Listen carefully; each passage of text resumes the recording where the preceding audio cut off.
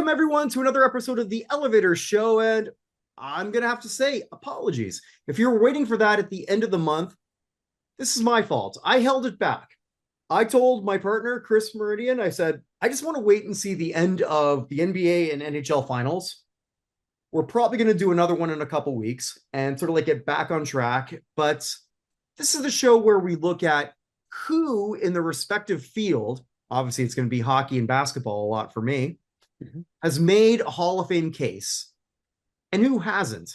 And Chris, I got to tell you, when you're winning a championship in your respective sport, there's a lot of elevator up.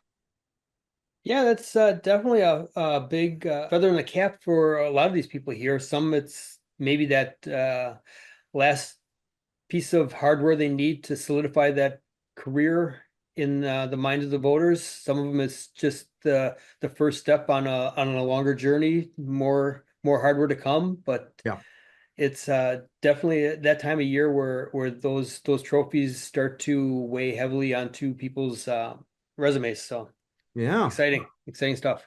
no, absolutely. And I want to start off with the NBA. And as I think I said in a few past shows, some with you and Dave Whitlock, Longhorn Dave, I've ripped on the NBA almost all year. A lot of it was because a lot of it was on Amazon Prime, and I'm too lazy to sort of like pirate it, bluntly, and I'm too cheap to pay for another streaming service. And I was certainly pissed off that a lot of the playoff games were on Amazon. You know, another thing I don't have. But the reality is, and I don't think anyone can deny this, and the ratings have proven this correct. The New York Knicks and what they've done, shocking the basketball world and shocking me. I've been on record saying that whoever won the Oklahoma City San Antonio, that was your championship, it's your de facto championship.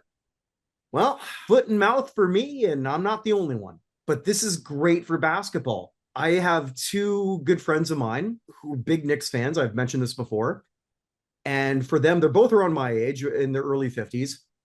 So they were either an infant or not alive when the Knicks last won in 73. So for both of them, I'm happy for them. I'm happy for just a lot of Knicks fans who were waiting a long, long time. Certainly not happy for the assholes in New York City who decided, hey, let's torch a school bus. Hey man, that's everyday behavior out there for those people. For some of them, I'm sure. Yeah. I mean, yeah, I know when I think it was a game 4 or game 2. It's like, all right, let's jump on a cab and hold the Palestinian flag because that really shows Knicks support. Nothing says NBA like a Palestinian flag. I don't even think you can call me a Zionist for sort of like saying that makes no sense. But anyway, I'll go one step further. That's retarded. Maybe it's a word that should be brought back. I don't know. Either way, I would. For some of us, it never went away. Well, all right, we're going down a hole I don't want to go to. But long story short, I was happy for the Knicks because I thought it would be good for basketball, which it was. Also, too, I'll say I don't think they can win this again, based on how they're composed and based on who the two big studs are in the West, in Shea and Wemby. Saying this, there's a shit ton of obvious elevator ups. And if you look at the history of NBA finals and championships, you will not find anyone who's won a title or a team that's won a title that does not have an NBA champion. It took a while for the Detroit Pistons of 2000, was it 2005 or 2004? I want to say 2005. I'll agree with you. Yeah, because the Pistons, that's when they shocked the Lakers, mostly because the Lakers imploded. But there are two inductees in Ben Wallace and Chauncey Billups, who were not first ballot inductees. But obviously we have some people we got to look at in New York. And before I sort of like go into those players, I'm sort of like going to combine a few. If like you don't have any basketball in this one, right? No, I said with some other sports kind of carry over from beginning of May. So okay, so I've sort of got a combination of basically 4 people. Okay, the Knicks, they had assigned Phil Jackson, who you can vote for, by the way, in the United States Athletic Hall of Fame for his coaching. See what I did there? Nice plug. www.theusahof.com. We're going to promote that after. But Phil was not able to bring the New York to the promised land as an executive. In 2020, Leon Rose, a guy you probably have never heard of, a lot of you have never heard of, unless you're a Knicks fan. And if you ever saw him on the street, you wouldn't say, hey, this is a basketball executive. He's a doughy old white guy. But what he is he is a former agent, pretty big super agent. Who were his clients? LeBron, Carmelo Anthony, Allen Iverson, Devin Booker. I'm assuming you've heard of him. Couple. Yeah. 2020, he becomes the president of the Knicks. And yeah, there's a GM. I'm going to give all the credit to Mr. Hart here. He signed Jalen Brunson. Now, to be fair, Jalen Brunson was an easy sign because his dad is an assistant coach in New York. But what he was able to do is re-sign him when his contract came up to a sweetheart deal that allowed him to pursue others. Again, Dallas, you had him. But whatever. The biggest thing that he did, I'm sort of going to combine things. Brunson it was the finals MVP. And with the exception of Andre Iguodala in 2015, if you're a finals MVP, you're going in the Hall of Fame. Iguodala was a sixth man. It was just one of those weird things where nobody stood out. And it just sort of felt like, all right, we're going to give it to Andre. Either way, Brunson was the superstar here. No one can doubt that. He's going to get in. But also what Rose is, he made that big trade. And you and I have talked about this before. That trade for Karl Anthony Towns with Minnesota, which was a 3-team trade, but essentially they gave up Julian Randle for Karl Anthony Towns. And Cat is Cat a Hall of Famer? Stat-wise, not sure. But here's what he did do on this series. Wemby had some great stats, but he had to work his ass off to get it. Cat was fantastic. And now he's a champion. I don't think Towns was even remotely heading towards a Hall of Fame, but now it might happen. Here's what else Rose did. Traded for OG Anunoby, for the Raptors, and gave up Barrett and it quickly. Worked out well. Signing Bridges, Josh Hart, and then the coach who won it all, another one who we could look at, Mike Brown. He replaced Tom Thibodeau this year. Brown is now a 4-time NBA champion as a coach. 3 as an assistant, 1 with the Spurs, 2 with Golden State. I don't care who you are. If you've got 4 titles, and even if as a coach and 3 of them are assistant, you've just jumped up. And his record as a head coach from work that he did previously for other teams, 507 and 333. That's not bad. So I got 500. Yeah, my math's right. Your math is correct, sir. For what it's worth, I think I dated the only Asian woman who's terrible at math. I married her, but anyway. Yeah. She'll look at me like 9 times 9 is what? Like, are you fucking kidding me? I was supposed to be asking you that question. Yeah, exactly. Right. But yeah, it's one of those weird reverses in life, which proves that stereotypes are not always true. Also, when she's driving, she drives very fast and enjoys it. That's another story for another time. These are 4 people in the NBA, especially Brunson, with that finals MVP. And I could add Danhausen if you're watching pro wrestling. No, not right now. Okay. You know who that is? Danhausen? No, right. I haven't really been watching a lot of the modern stuff. Okay. Well, Danhausen is a pro wrestler who's pretty much our size, but his gimmick is that he's a vampire who likes money. That's his gimmick. All right. Gotta have something to stand out. He gets on ESPN all the time, and he's been interacting with Stephen A. Smith, who you can also vote for as a commentator on www.theusahof.com. And it was this weird pattern. You can actually sort of like see a 15-minute clip that ESPN just put out. Danhausen goes on ESPN on First Take. I think it was First Take. And he's looking at Stephen A. Smith because I don't know if you know this. WWE pay-per-views are now on ESPN on their streaming. Did not know that. No. Yeah. So they're all sort of connected now. Okay. He goes, Stephen A. Smith. I can't do how we vote, but it's like, do you remember Elvira? Oh yeah, you don't forget. Yeah, I know. Yeah, we're remembering for a different reason, but yes, it's kind of like that. It's like he could be in a previous generation. He'd be like one of those people he would have been Elvira, only the male version, just sort of like, okay, now we're gonna watch Creep Show 8 or whatever the fuck. Yeah. So he goes, oh, Stephen A. Smith. I hear you're a Knicks fan. But I don't like the way you've been treating me. You are cursed. And then he curses the Knicks and then uncurses the Knicks, who won every game after he uncursed them, except for the Trump game. Danhausen, this wrestler, I can say elevator up for the WWE Hall of Fame. He got mentioned on Jimmy Fallon when Towns, Brunson, and I must have been OG. I only saw like a clip. And they even mentioned that he was the Danhausen WWE curse. This should not be working, and it's hysterical as all hell. It is the funniest thing that makes no sense. He's on like TV like 5 minutes a week, and I can't stop watching. I invite you, Chris, just to sort of like just do clips of Danhausen ESPN, and you'll think like, I don't get it. And then you'll say again, I don't get it. This is for me. I don't get it. I want more. Okay. That's how it was for me. All right. And there seemed to be a whole lot of people who sort of felt the same way. Again, congrats to the Knicks. And if you were one of those fans who were destructive, I hope that you are banned from anything New York. Not just the Knicks. Banned. You suck. I hate you. All of you. I hate these fans. We talked about this before with the Canucks fans. Habs fans have done this. This is not specific to basketball. That's for damn sure. Didn't happen here in Seattle, but I mean, like a lot of them are furries here, so they don't really know how to riot. They don't want to start fires because they may catch on fire. And I actually like Seattle, but this is a very strange city. But either way, you and I both have a lot to talk about the NHL. So I'm just gonna like cede this to you.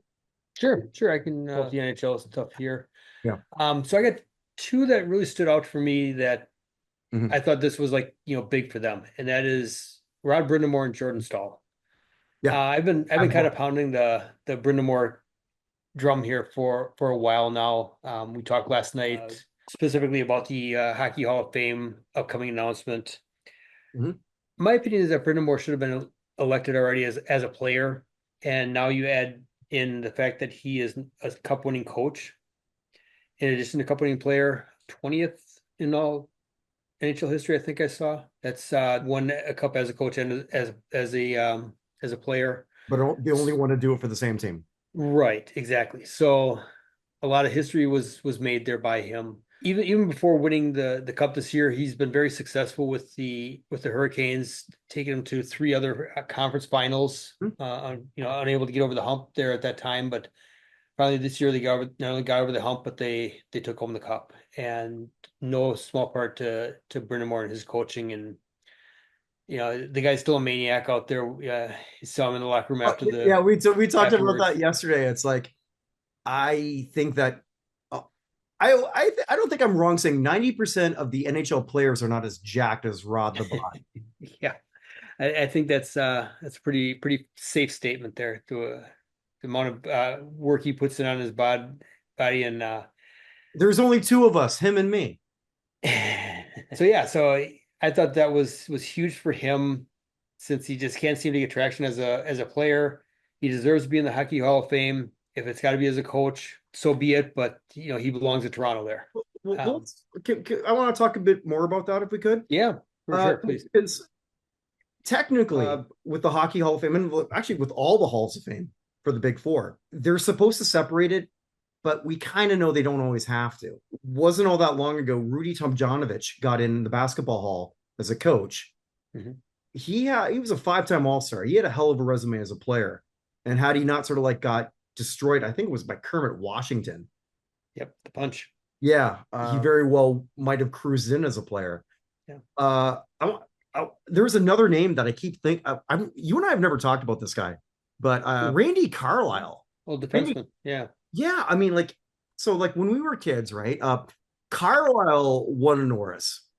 And useless fact, well, not a useless fact, this is a pretty big fact for what we talk about. He's the only eligible Norris Trophy winner not to be in the Hockey Hall of Fame. I can kind of see why, because he never had a year like he did in that 82 season. And it was more of an offensive year because Pittsburgh was garbage. So like, I think he got like over 80 points. But Carlisle's a Stanley Cup winner as a coach, again, with another positive record, kind of like Brind'Amour. So like a sum of parts, you can sort of see, and Randy Carlisle's never talked about. Mhm. Brind'Amour, though, seems to have that higher respect. And I think I can go back and forth as to who I thought was a better player between Brind'Amour and Carlisle. And I go back to that trophy winning season. But yeah, Brind'Amour, though, has a lot more left in him. To your point, right? His success as a coach, never had a losing season, never missed the playoffs, Yep. won a Jack Adams. Yep. Still 55. And based on the way he looks, I don't see why he's not the head coach there at 85. Yeah. Gonna outlive us, that's for damn sure. Yeah. Yeah. Me for sure. As I've got a beer in my hand, you got water in yours. But Yeah, no, he's yeah, so he started obviously coaching shortly after retiring from the game there. Natural transition for him to take over Carolina, the team he was captain of. So with the success he's had there, the top of the mountain this year, the way that team is set up right now with I think cap space, no or one free agent that restricted free agent that they should be re-signing. Maybe you kind of question what's going on in goal there, but again, to make the decision to sit Freddie Anderson, the girl, that you brought to the dance, to dance with Brandon Bussey there at the end was the right decision. and it wasn't that Freddie did a great job until he Did. didn't. Yeah. You know, And Carter had he not, didn't. yeah, I say, had he not made the decision, that made that choice, we're looking at 1980s hockey again, where it's 7-5, 8-3 final, games with where you just got to try to outscore the defense there on your own team Mhm. because they can't stop the puck from going in. But it was a tough decision. You didn't you wanted to see Freddie with what he went through there in the postseason, losing his friend and agent there, Claude Lemieux. Yeah. Obviously had to very emotional stress on him as you saw at the end of that Colorado series. Maybe it was just he needed time to break, and Bussy came in and elevated the team when they needed it. And Mhm. had Torts done the same thing with Carter Hart there, who knows? Maybe would have had a game 7 there with Aiden Hill and Brandon Bussy in goal, but Torts didn't, and Carolina took home the cup. So. Well, I can't say anything against Tortorella did. I don't know if you saw this today. He's not going to be coming back. Coming back. Yeah. Yeah. Uh, I think that was kind of the story going into it, that he wasn't a long term. But the thing that came out of it that I didn't know is that he wants to keep coaching now. He wants back in the game. So what he did there to straighten that ship going into the playoffs there, and the run he took him on into the finals should be, show the teams out there that are looking for a coach that are kind of right at the cusp there, that he may be the guy. well, yeah, and you also went with Staal, and I did too. Mhm. So I just want to, sort of like explain that, and then I can sort of add if you didn't sort of like go through my what I'm thinking. Yeah, so obviously the stat that they kept throwing out to everybody was the most time between finals cups goals and final in the cups wins, 17 seasons between his win with Pittsburgh back in 2009, and then the Hurricanes this year. But he elevated his game. He was named the Conn Smythe Trophy winner for playoff MVP. 37. 37 years old. I think he scored in the first 4 games of the finals. Had 8 goals in 19 games after having 20 goals in 75 games in the regular season. So, just elevated his game again when Carolina needed him. More known as a kind of a defensive centerman, good on the draw there. So key face off in the game. He's out there taking that draw. He's got Selke nominations, never won the trophy, but that kind of gives you an idea of where his game is. He's not the 40, 50 goal scorer. Like he's more the 200-foot player Right. that every team needs, especially down the middle of the ice there. Mhm. So that's somebody here that he's not going to have the point totals that some of the other candidates for the Hall will have, but he's got 2 cups now, and he's got the stories behind him. The Conn Smythe with this one here. So yeah, I think this is one that really starts to elevate his stature. I don't know if it's enough to put him in. He's Yeah. still kind of borderline for me, but it's obviously something that's going to help push Hated it. towards it as opposed to had he not. I was reminded today on X or the other day, his playoff starts with a fight with Brady Tkachuk. Yes. But he didn't lose. I just want to point out. Yeah. More of a stalemate, but yeah. And then he hoists that. So yeah, second cup, as you said. First one with Pittsburgh in 2009. 2009. Yeah. 7 top 10 Selke finishes, 747 points in 1,403 games, 20 years. Still, obviously, he's got some in the tank. A potential Mark Messier Award winner. He hasn't won that. I could see him winning that maybe next year. If he comes back, yeah. I do want to bring up something that it's one of those uncomfortable truths when you talk about Halls of Fame. And yesterday, we talked about Jeremy Roenick, how we had to pay penance to get into the Hockey Hall of Fame for basically being brash and saying some things that were considered misogynistic. And the woman who was his friend didn't do him any favors, but whatever. That I'm not there to judge. Staal was one of the people who didn't wear the Pride jersey or Pride tape, along with his brothers. Okay. Personally, I don't give a shit. This isn't meaning that I'm anti-LGBT. I'm not at all. One of my good friends who's into hockey is part of that community. When I was in Winnipeg, there was a lesbian couple I got to know who they were Manitoba Moose season ticket holders. The Moose, for those unaware, that's the AHL team for the Jets, and they play in the same arena. For them, that was a really big deal. The hockey is for everyone. And for a lot of people it is, and for a lot of players it is. Saying that, it's one of those things where if you're on the wrong side of a political issue, sometimes they're going to make you wait. Now, I don't remember, and I could be wrong on this, I didn't really see a whole lot on X where people were sort of upset that Jordan won this. I think sometimes on social media, people react really quick, and then they forget everything. Jack Hughes comes to mind, the Hughes brothers, supporters of the LGBT community. A lot of people don't know that. They've gone on record saying that they support the Pride tape and all this other stuff. A lot of people seem to forget that when Kash Patel was there. So we're picking and choosing as I guess where we're going with that. But you never know. And because we talked about Don Cherry too, where sometimes you get penalized for being on the wrong side politically. And I think maybe this won't be an issue because I didn't see a whole hell of a lot other than what I'm pretty sure was something snarky by Yahoo Sports. Jordan Staal takes pride in holding the cup.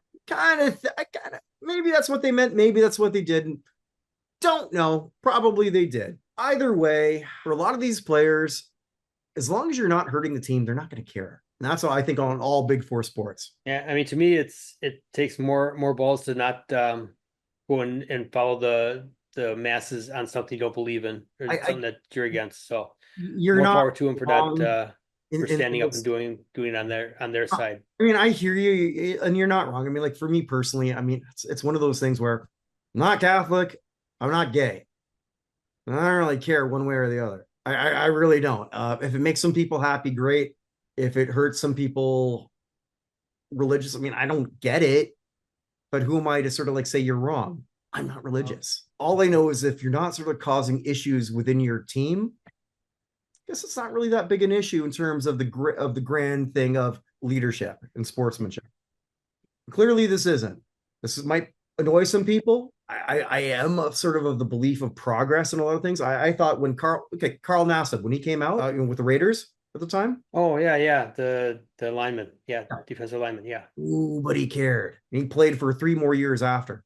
Nobody gave a crap. 10 years before with Michael Sam was a bigger issue.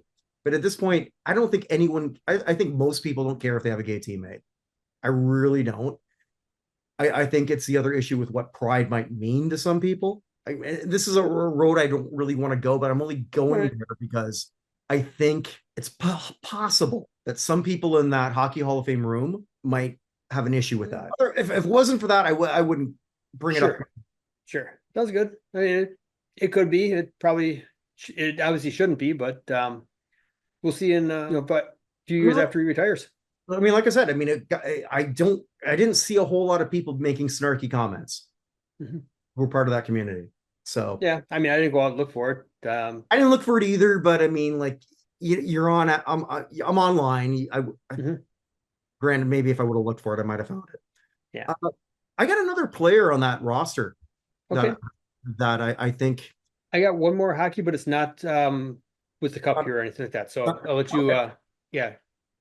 Well, okay, I'm going to go with I mentioned earlier that Randy Carlyle is the only person who's never never advanced.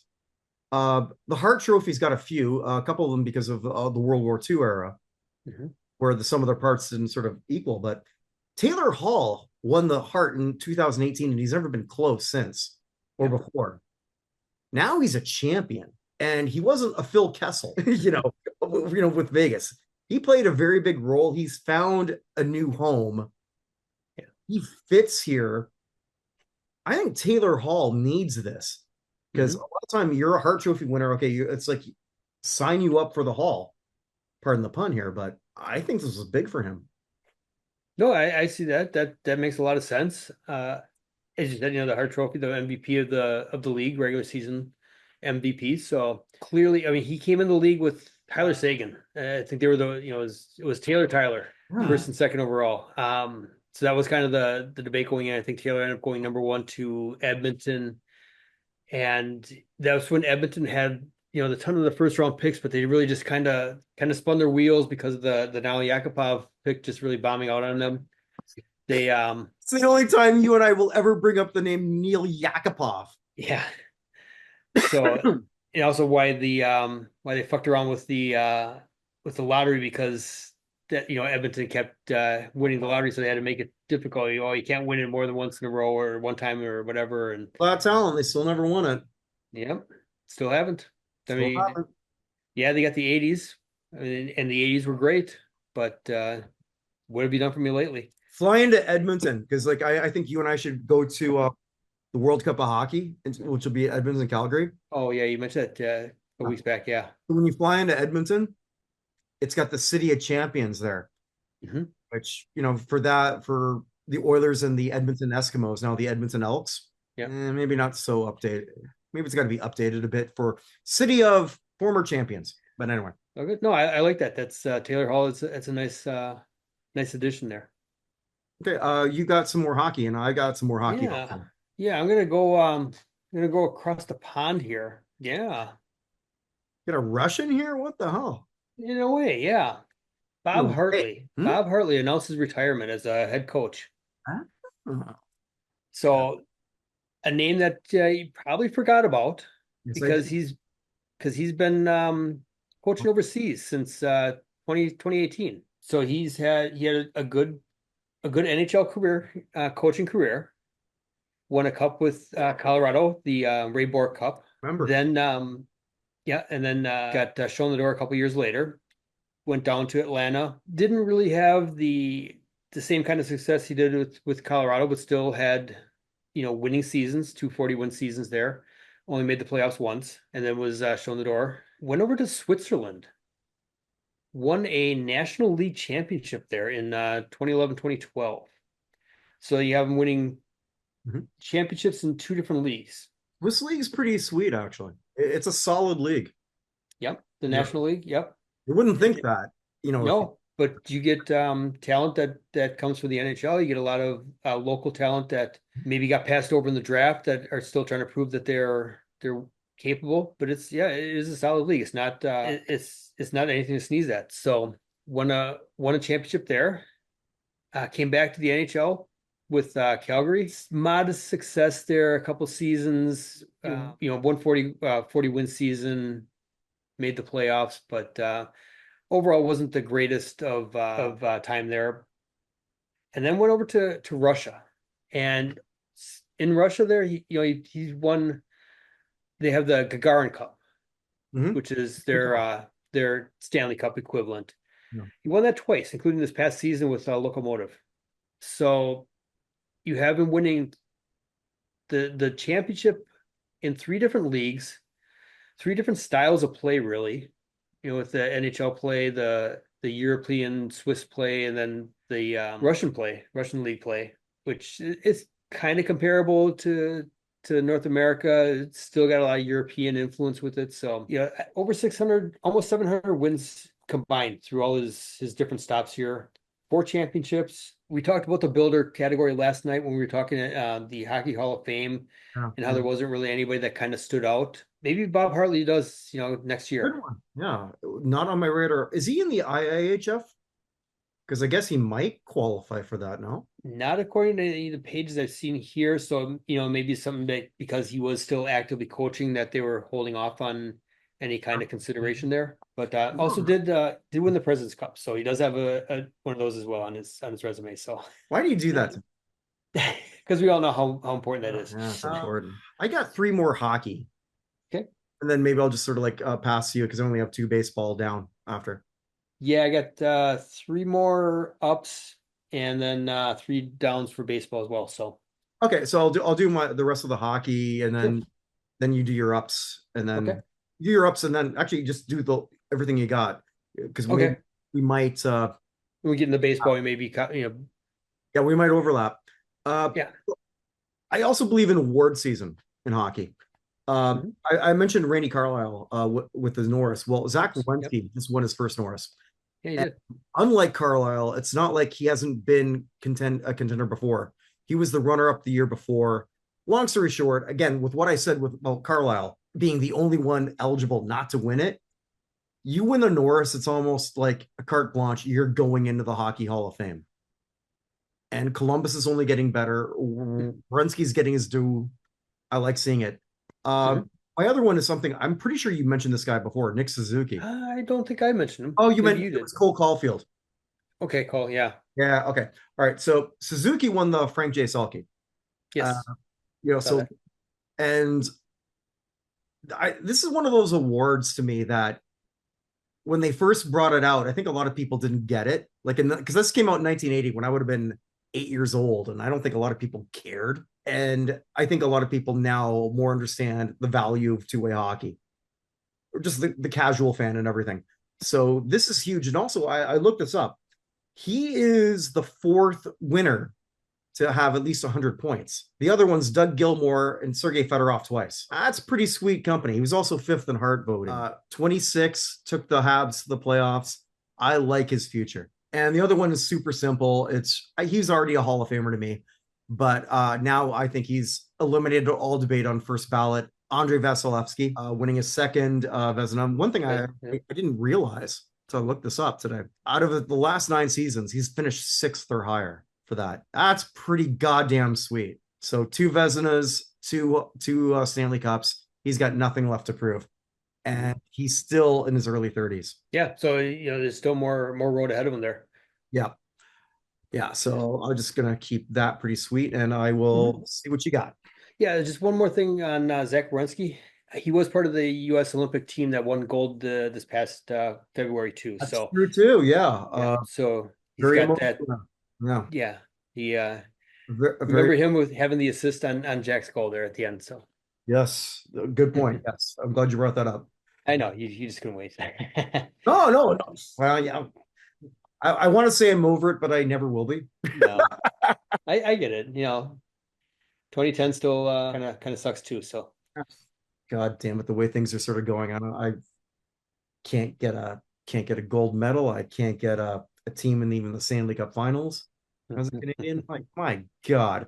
Oh, by the way, for anyone who's sort of like in Canada saying, you know what, we always sort of like win. Look, it's all every team sort of like got a bunch of Canadians. Shut the fuck up.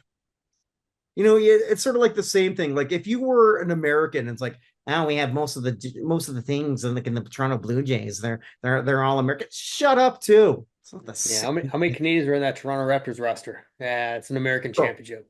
Not a single one. I don't think so. I don't think so either. Having said that, though, I can say like over the last 5 years, how many Americans have been an MVP in the NBA? How many Canadians? I win this. Zero. Would you say the last 5 years? Yeah, zero. Yeah, Unless you want to count Joel Embiid, which you I could, I wouldn't. suppose. No. Does he claim? Yeah, he plays for Team USA now. Okay. Yeah. All So right, there you no go. Canadian born, but yeah, American born or whatever. But yeah, I mean, like, well, Hakeem Olajuwon, who you can vote for on the United States Athletic Hall of Fame at www.theusahof.com. Because you see, it's not about where you're born, it's about who you represent. Martina Navratilova, first class. I was so happy when she got in. That's my girl. Yeah, well deserving. She deserved to be a first ballot. Absolutely. But you've got a Yeah.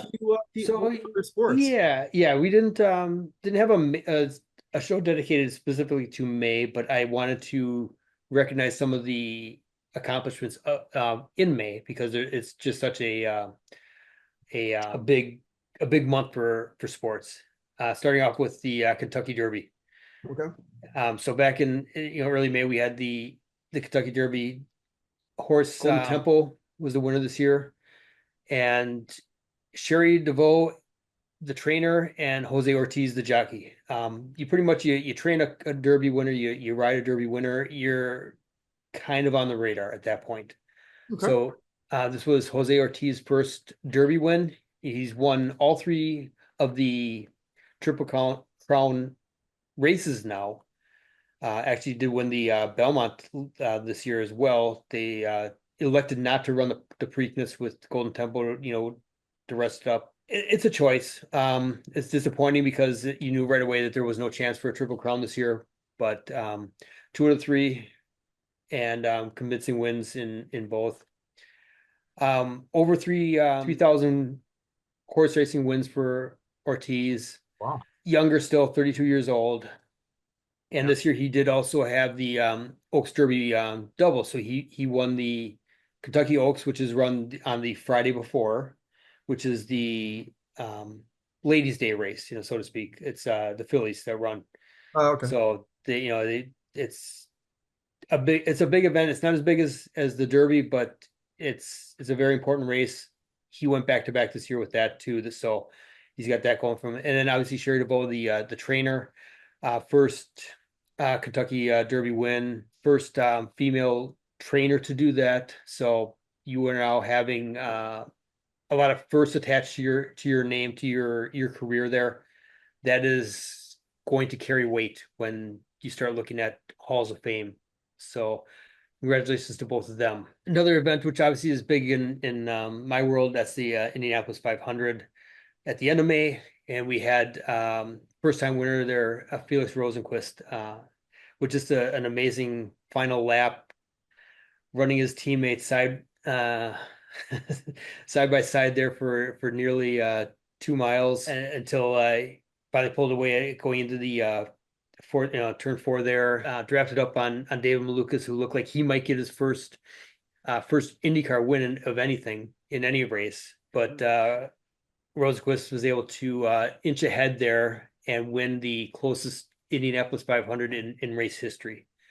So it's obviously that's the pinnacle of the sport as far as races go. You win an Indy 500, your name is your image is into that Borg Warner Trophy. Your face is there for everyone to see going forward. Mm-hmm. So that's a huge win and a huge feather in his cap, and hopefully he's able to string together some more wins because that's a fun little team there, the Meyer Shank team.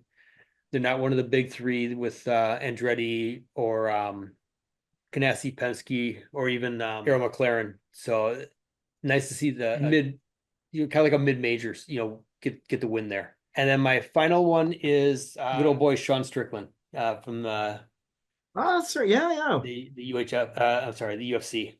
UHF. Big win. Oh, Big win. Yeah. yes, he did. He had a huge win, a huge upset win over Hazmat Shoyev. Obviously wasn't favored. It was a very good fight, back and forth, kind of going. It went to a decision, and I kind of sitting there waiting for the decision. I'm going back and forth. I think oh no, it could be could be. So in the end, it was Strickland who won.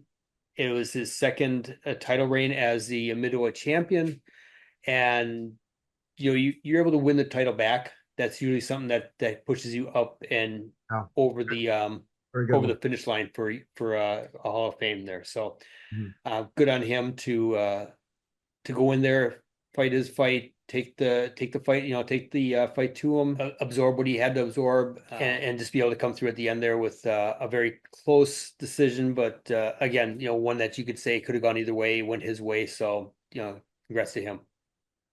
No, that's a really good one. All I have left are two baseball down. I think you got some baseball down. Once you give Yep, your I do. So first one I start with is Giancarlo Stanton from the New York Yankees. okay, yeah. Okay, so coming into the season, he was sitting at 453 home runs. 500 is still kind of a number that is out there. It's kind of lost a little bit of luster with all the home run derby ball that's being played nowadays, where pretty much everybody and their grandmother is swinging for the fences every time they step into the box. But if he could have put together two more seasons, this season, next season, similar to what he did in 2025, in a kind of even a shortened season there, where he ended up with 24 home runs. He could have ended next season with 500 home runs, an MVP, an MVP runner-up, several All-Star appearances, several a couple of Silver Sluggers, an All-Star Game MVP, an ALCS MVP. He could have been somebody that would have been there. Maybe it would have taken him 5, 6, 7 years to get there, because he didn't really have any just eye-popping numbers. He had a lot of numbers that are just kind of like right there. But I Right. think with his season now, the injuries, he'll be 37 here by the end of the year. Mhm. I think it's going to be tough for him to really get to that 500 number now. And I don't think I think if he doesn't get 500, I don't think he has a chance, even with the MVP on his resume. Interesting. Yeah, I think the contract with New York obviously hasn't gone well. And one of the things, as you know, that I do at Non Hall of Fame, we have our top 50 with which each team. Stan's not close. Yeah. Granted, it's the Yankees. Hmm. So, I mean, there's some studs who are not in the top 50. Yeah. Reggie Jackson is barely hanging on. That's how tight that is. But Yeah. Yeah. So 8 seasons with Miami, Florida, 9 seasons with New York now. His MVP was with Miami. So, yeah, his runner-up MVP was with Miami too, back in the runner 2014. up, the guy So, can't run at all now. But anyway, yes. yeah. But no, that's a good one. I didn't have that, but yeah, very good. Do you want to throw yours out there, or you want me to throw another one? Okay, you have two left, so I got two. All right, I'll do one. You Okay. already know who this is going to be because we talked Yeah, about because we talked last night. Yeah. Manny Machado. Mhm. I think Manny Machado is going to be in the Hall of Fame. I just want to be clear on that. I think this year and whatever's going on later on his career will delay him. He's one of the worst players right now in baseball, which is a shame because I love Machado.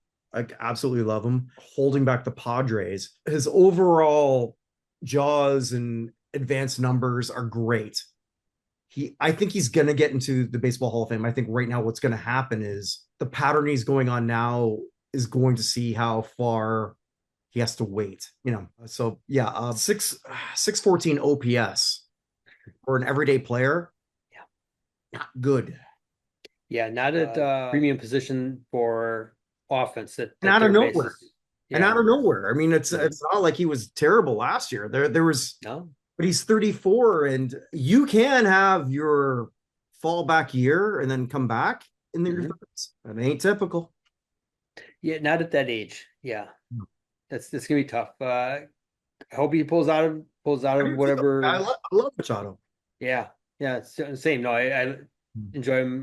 Think he's a great player. I'm kind of with you there. I think the work has already been put in.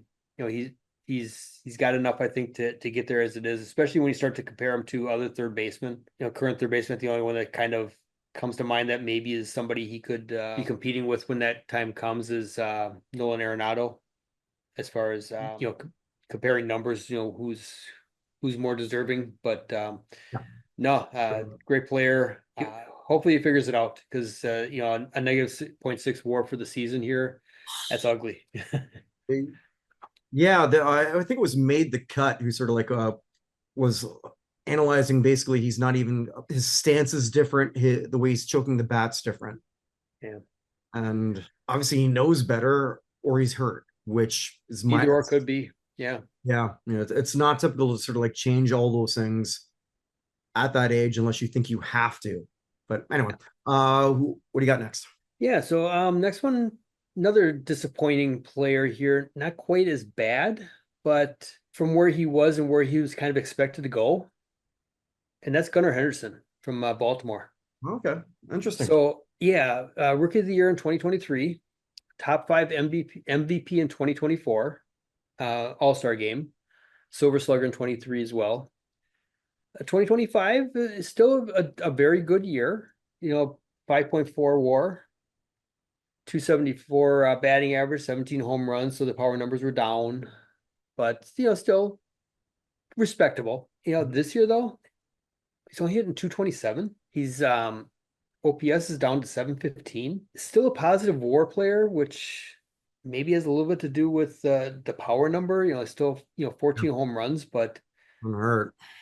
yeah, it's just not the same. And you kind of saw him. You come in as a rookie of the year. You get your top 5 MVP the next year.